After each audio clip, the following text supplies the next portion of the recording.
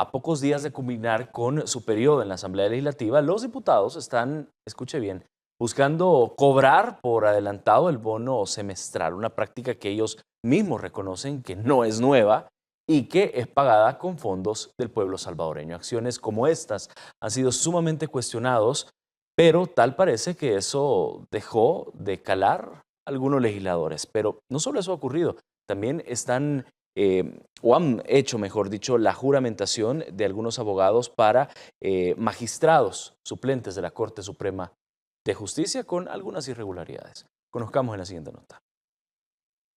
Es una vergüenza a lo que está cayendo esta legislatura. Son momentos desesperantes para muchas personas. En realidad aquí no sé absolutamente nada a quién le estoy entregando un voto.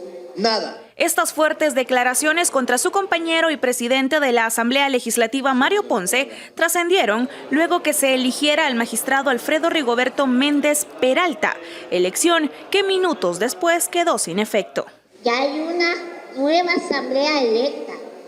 Yo no me voy a prestar para una aberración jurídica. Y a mí me hubieran invitado en que sea a ver una película de vaquero o algo, pero aquí la verdad es que Reinaldo Cardosa no sabe quiénes son las personas y por eso yo había votado a favor y luego me abstuve, porque yo no sé a quién le estoy dando voto. Usted no tuvo la más mínima cortesía de al menos comentar lo que iba a suceder, quiénes son los propuestos, en base a qué lo están haciendo. Este es un tamal que corresponde a otras fuerzas políticas, ahí está, hay votos suficientes. Señalaron de viciado el proceso porque se hizo llamamiento de diputados suplentes ante la ausencia de varios diputados propietarios, ya que las cuentas no les daban para elegir a los nuevos funcionarios de la Corte. En el Pleno debían estar 84 parlamentarios, pero al hacer la sumatoria se encontraban 86. A partir de ese momento, los cuestionamientos contra el proceso se incrementaron. Presidente, es que tenemos voy a explicar por qué. A favor hay 58 votos, eso cuadran exactamente. En contra hay 10, abstención hay 10, pero hay 7 ausentes. Pero el problema que tenemos es que estamos viendo si contamos la ausencia del diputado Numan Salgado con la ausencia con el diputado que está sentado en su curul. Eso de jalarse a un diputado sin ninguna conexión ni relación con la persona a la que va a sustituir. O sea, ni cuentas habían dado que no estaba la diputada Patricia Valdivieso, pero ocupan ese espacio para cabalear los 56 votos. El primer magistrado no quedó y que ellos tuvieron que retrasar la votación y que ya no seguimos votando para esperar a que vinieran los suplentes. Esto ya ha pasado antes y muy posiblemente va a ser declarado inconstitucional. No aprendieron la lección este 28 de febrero, fueron palabras del diputado pecenista Raúl Beltrán Bonilla. Ojalá tras las rejas puedan aprender lo que significó violar el derecho que el pueblo les concedió. Sin embargo, con los votos de Arena, FMLN y Rodolfo Parker, hay 3 nuevos magistrados suplentes en la Corte Suprema de Justicia. Alfredo Méndez Peralta para los próximos 2 meses, Óscar Antonio Canales Cisco y David Omar Molina Cepeda, quien fue director ejecutivo del CONAV durante la administración del FMLNista Salvador Sánchez Serén, además de ser familiar del jefe de asesores de la fracción del FMLN, Mauricio Wilfredo Esteban Cepeda panameño. Lorena Martínez, Noticiero El Salvador. Me llamó mucho la atención lo que decía uno de los diputados del PCN, donde él decía que no aprendieron, obviamente, y espero que también, bueno, él lo dejaba entrever, ojalá que tras las rejas puedan reflexionar. Sí, bueno, mira, definitivamente yo lo iba a comentar, el tema de no aprender la lección no solo hace referencia a la potestad que le da la gente a la Asamblea Legislativa, pero esa potestad implica también cumplimiento de requisitos constitucionales. Vamos a ver, hay que decirlo así de claro, esta elección va a ser cuestionada constitucionalmente y obviamente ya es cuestionada. Y me refiero a cuestionada constitucionalmente de elaborar una demanda, no es difícil, ya te voy a hacer relación a una serie de sentencias que han incumplido. Primero, el tema de los diputados suplentes, el llamamiento desde que se declaró inconstitucional, tú recuerdas los 900 millones de dólares.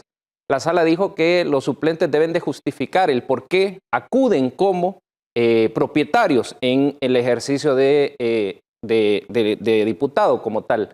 Entonces, ese cambio de diputado suplente se ha venido haciendo muchísimo porque hay algunos que deciden no votar por, como decía una diputada, posiblemente se cumpla, por aberraciones jurídicas, ¿verdad? Incluso algunos diputados se han devenido porque, aunque no hayan quedado, no quieren quedar manchados.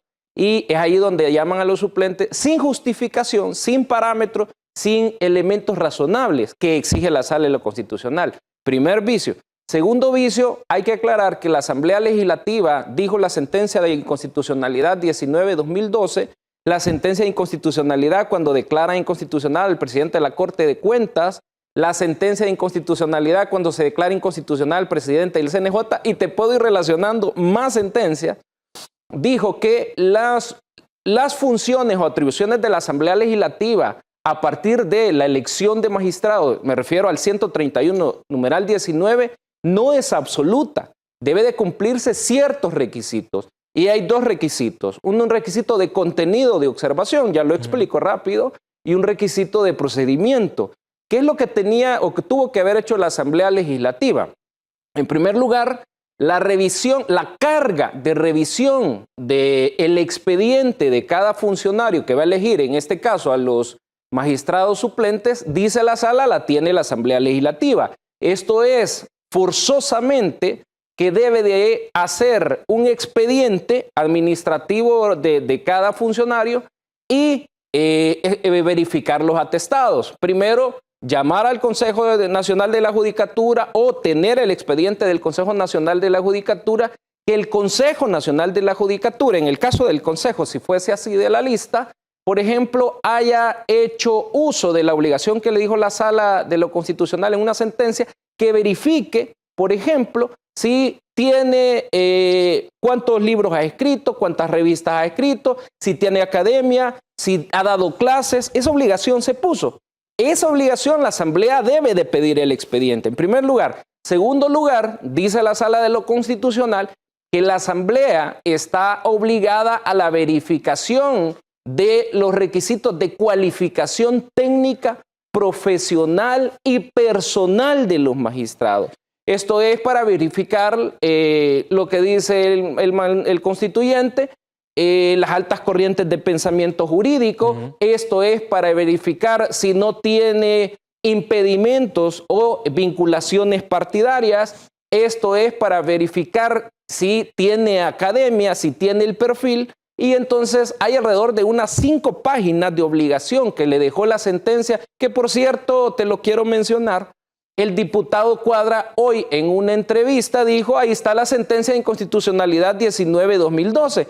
Y me parece que la sacó, pero quizás sus colegas no la han leído, porque hay 5 páginas de obligación de la Asamblea Legislativa de verificación de requisitos. Ese es un primer tema, verificación de contenido de requisitos. Que no lo han cumplido. Que no lo han cumplido. Pero hay un segundo tema. ¿Y cuál es?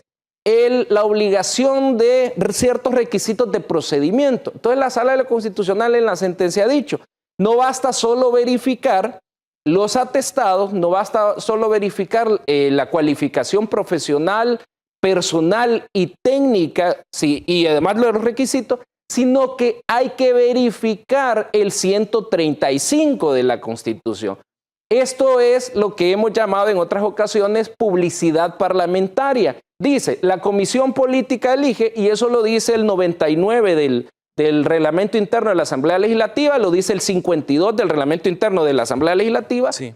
La verificación del procedimiento es que haya debate, que haya elementos de racionalidad, elementos justificativos que le digan a la población por qué eligen a tal magistrado.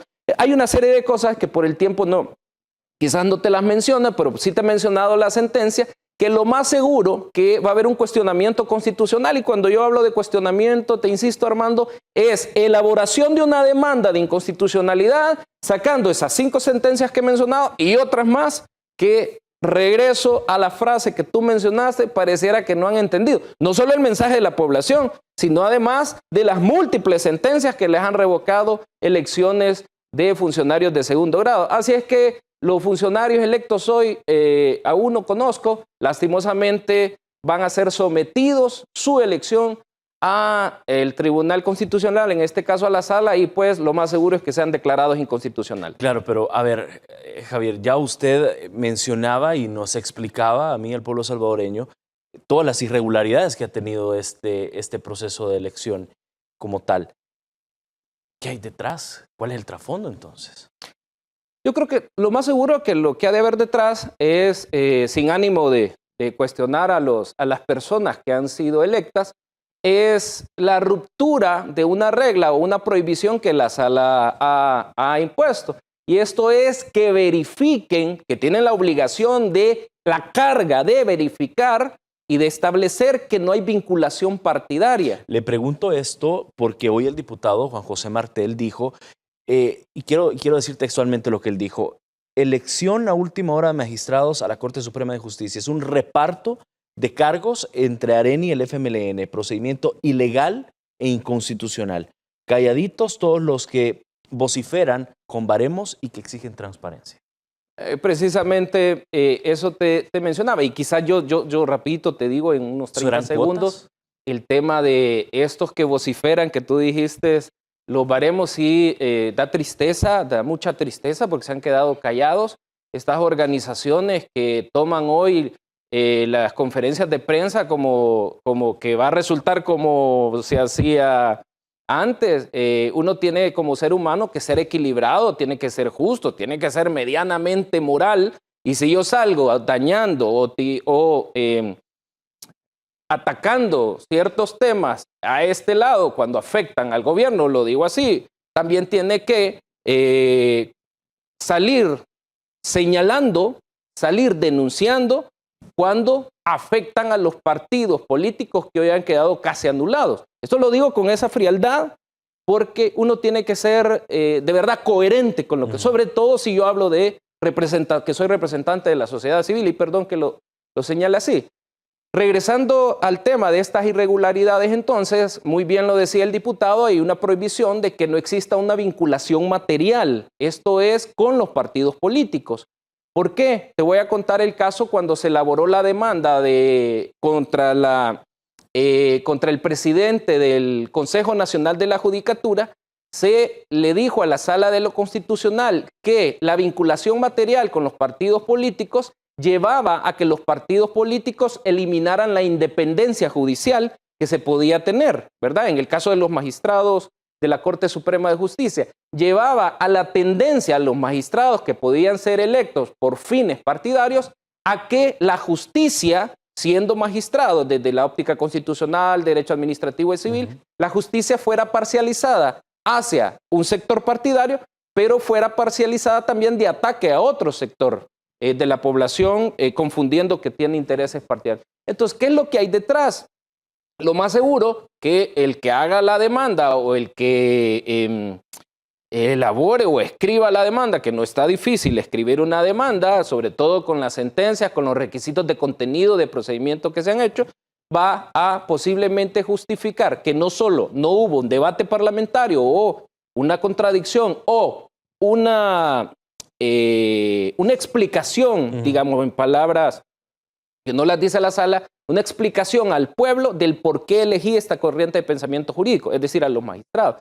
No solamente que no documentó, sino también el que haga la demanda va a decir, mire, y va a tener que investigar los profesionales que están ahí, y así como se presentó la demanda contra el presidente del Consejo Nacional de la Judicatura y la Sala avaló 29 publicaciones de que habían vinculaciones partidarias, no formal, sino material, así posiblemente sea en el caso de hoy. Les quedan unos días, lastimosamente, lastimosamente no lo digo por los diputados que les quedan, sino por todos los actos irregulares que a última hora están haciendo. Yo creo que las elecciones ya pasaron, ya no hay daño, el pueblo determinó. Yo creo que aquí debería de haber, y con esto termino, Armando, este tema, debería de haber lo que se llama un receso parlamentario. Que el receso parlamentario se da en ciertas legislaciones, pero en este caso se deberían de quedar ya quietos, tranquilos, y dejar mejor o esperar mejor que la próxima legislatura haga lo que el pueblo ha mandado, que es todo en servicio del pueblo y cumpliendo los requisitos que la Constitución establece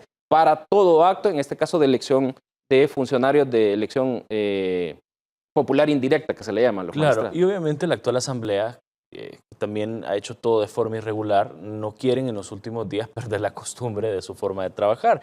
Incluso los parlamentarios que conforman la Junta Directiva de la Asamblea Legislativa avalaron que diputados que obviamente no son reelectos puedan cobrar por adelantado el bono que corresponde al mes de junio. Y para entender un poco este tema, quiero presentarle al pueblo salvadoreño y por supuesto a usted también, Javier, la siguiente nota.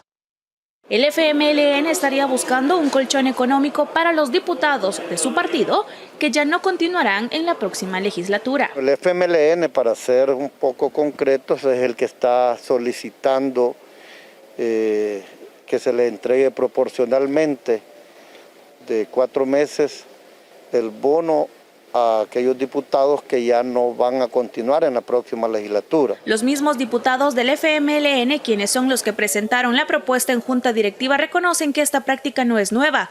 En otras legislaturas ya han realizado la misma artimaña. Sino que miren que se van a dar un bono. Ese tema ya se ha tratado un montón de veces antes y hay aquí una ruta específica conforme a eso. Para los diputados Guillermo Gallegos y Felisa Cristales no debe continuar esta práctica. Y lo mejor es que se derogue. Más aún, yo creo que la próxima legislatura debería de derogar también, como ya se dijo por algunos miembros de Nuevas Ideas, que se va a derogar el bono que se entrega en junio y en el mes de diciembre. No, es parte de las prácticas que deben de ser eliminadas.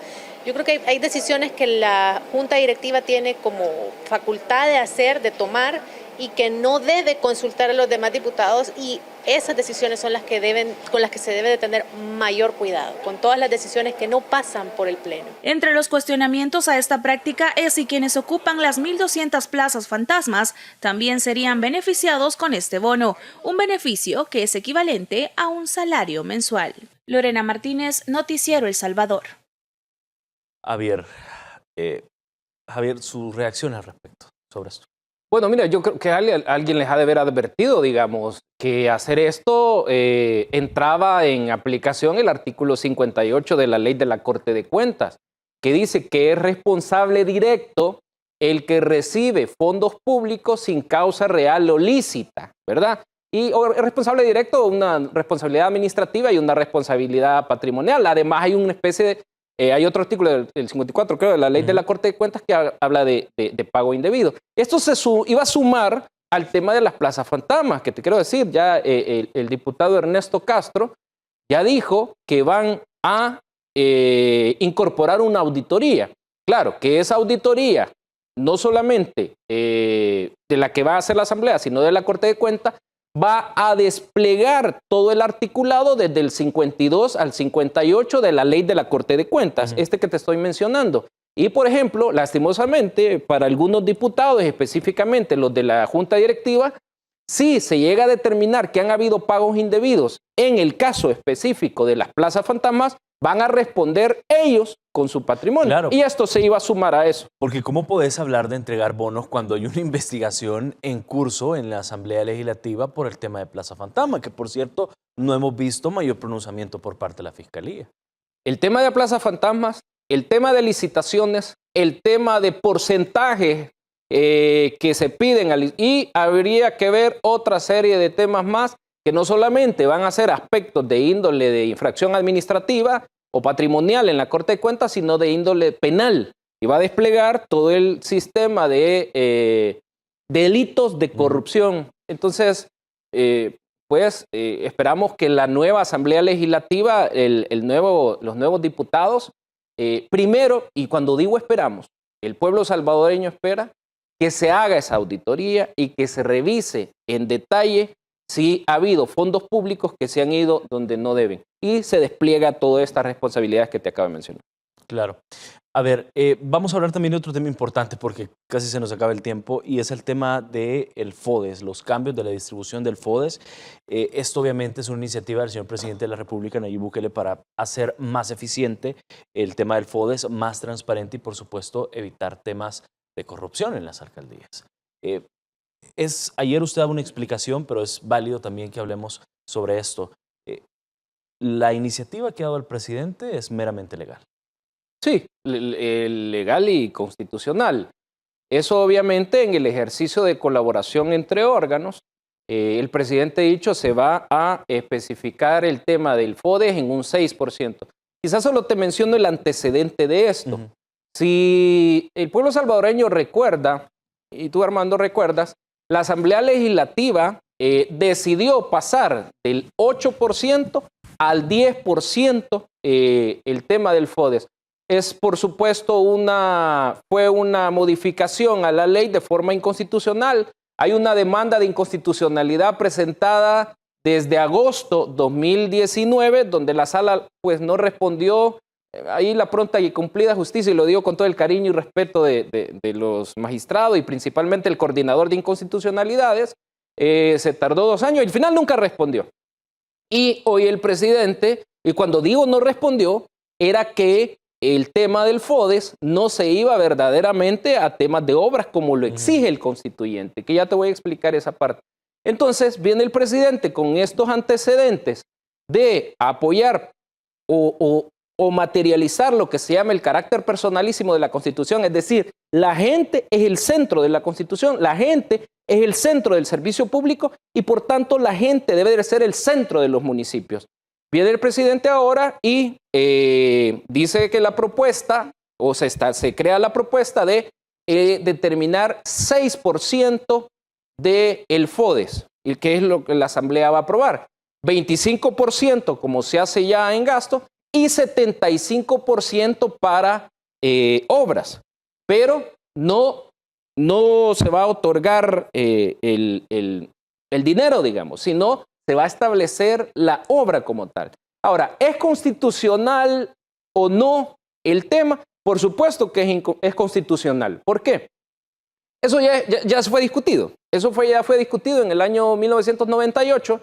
Hay una sentencia de inconstitucionalidad que la sala vino y, en resumen, digamos, por el tiempo, empezó a hablar que el Fondo General de la Nación puede ser afectado por patrimonios especiales. Y empieza a hablar la sala ahí de cuáles son los patrimonios especiales, que habla del 225, por ejemplo, entidades, instituciones autónomas, patrimonios especiales referidos para, por ejemplo, fovial, y empieza a hablar del patrimonio o fondo especial que establece el artículo 207. Y dice la sala, ese fondo especial puede ser afectado, es decir, de la caja única, porque el mandato del constituyente ya establece, ojo, que la Asamblea Legislativa determinará un fondo especial, dice el 207. Entonces, cuando la sala empieza a hablar de eso y a explicar por qué se da la naturaleza del fondo especial y habla que es para beneficio de la población de cada municipio y empieza a hablar de obras, empieza a hablar de llevar servicios públicos, o sea, apoyar a los municipios para que tengan más cercanía. En función de eso, dice la sala, la libertad de configuración. ¿Qué significa esto? Que el legislador, si bien es cierto, tiene mandatos, pero tiene libertad para poner requisitos, quitar requisitos, establecer formas o establecer procedimientos en las leyes que correspondan. En este caso, la libertad de configuración de la Asamblea Legislativa le permite que ella pueda, primero, definir los porcentajes y segundo, la forma en que puede dar ese fondo o en que puede hacer ese fondo. Entonces, ¿cuál es la discusión si es constitucional o no? Si ya primero ya hay sentencia, claro, ¿verdad? Y además usted citó, y quiero enseñarle al pueblo salvadoreño lo que usted dio a conocer en su red social, en Twitter. Esto fue lo que dijo. No hay discusión, dijo.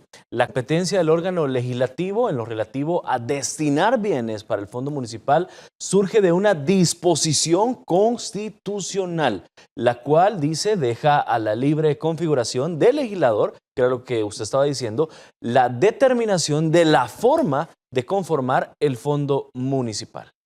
Quiero comentarte, y cité la sentencia, que es esa precisamente, la inconstitucionalidad 198, y por eso se establecen ahí las comillas, cito la parte esa donde la sala dice, mire, la competencia del órgano legislativo referente a destinar bienes para el fondo, ¿qué fondo? FODES, está hablando del FODES, en esa sentencia, surge, dice, de una disposición constitucional. Es decir, yo constituyente le doy al máximo representante del pueblo, en este caso la Asamblea Legislativa, la libre configuración para que él determine, fíjate bien la última frase, Armando, y pueblo salvadoreño, para que él determine la forma de conformar el fondo. O sea, más claro imposible. Esa revisión se hizo previamente que el presidente lanzara el tema de la propuesta. Entonces se ha hecho una revisión constitucional de esto y por eso puse yo, no hay discusión. ¿Cuál es la discusión si es constitucional o no?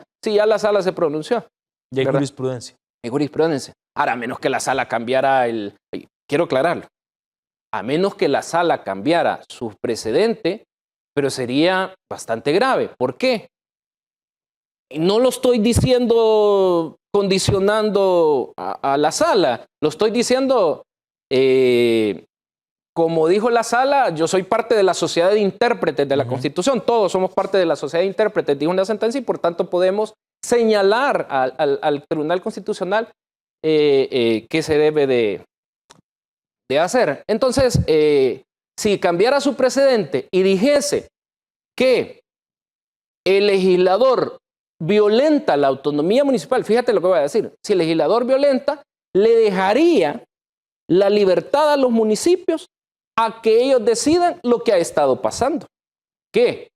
Intereses personales, intereses porque esto es eliminar la corrupción, sea del partido que venga, y eso lo ha instruido el presidente. Y el presidente dijo una frase en un Twitter: hoy los alcaldes, los municipios sí le van a servir a la gente, al pueblo salvadoreño.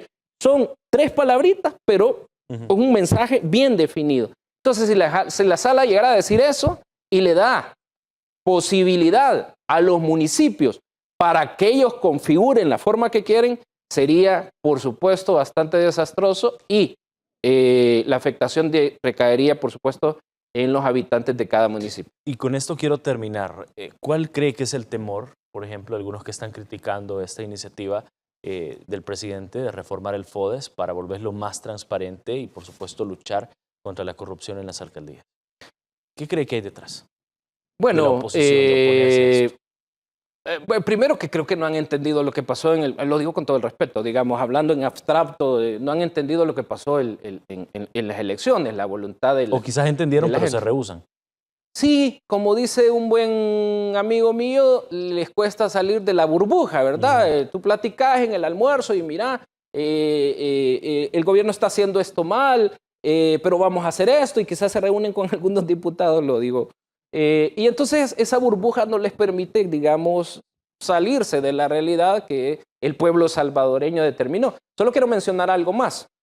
Primero, el presidente define el tema del 6%, previo análisis constitucional, y lo define en función de la gente, pero además que se va a crear la dirección, esto por parte del Ejecutivo, lo primero lo aprueba la Asamblea Legislativa, se va a crear la dirección, que por cierto hay que felicitar a Álvaro, que en una nueva gestión, ya él estuvo en Fovial y hoy va para esta nueva gestión, de que con fondos GOES, aparte de eso, con fondos del gobierno, el gobierno va a apoyar todas aquellas obras de los municipios. Un segundo elemento.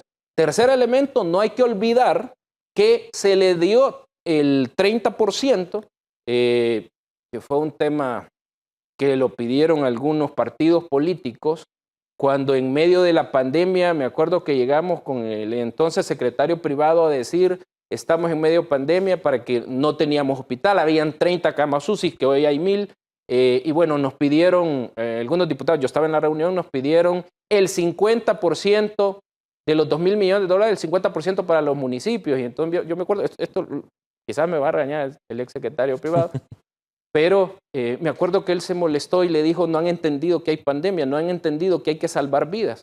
Sí, le dijo un diputado que ha quedado. Quedó en un partido político, no sé cómo quedó. Sí, le dijo, pero nosotros queremos que nos den el 50%. Y al final se dejó el 30% para los municipios. Entonces, que por cierto, no han dado cuentas todavía de eso. ¿Qué se hace aquí? Se apoya, ojo, no al municipio, se apoya a la gente. Que las obras lleguen de verdad a la gente. Y eso ha sido lo que se ha configurado para que la Asamblea apruebe la reforma y el Ejecutivo ya está lista con la dirección. Sí, Javier, nos van a regañar aquí, pero ya me pasé varios minutos. Yo creo que es importante todo lo que hemos hablado y sin duda vamos a estar abiertos a próximas invitaciones porque se nos quedan varios temas pendientes. Muchísimas gracias, Javier.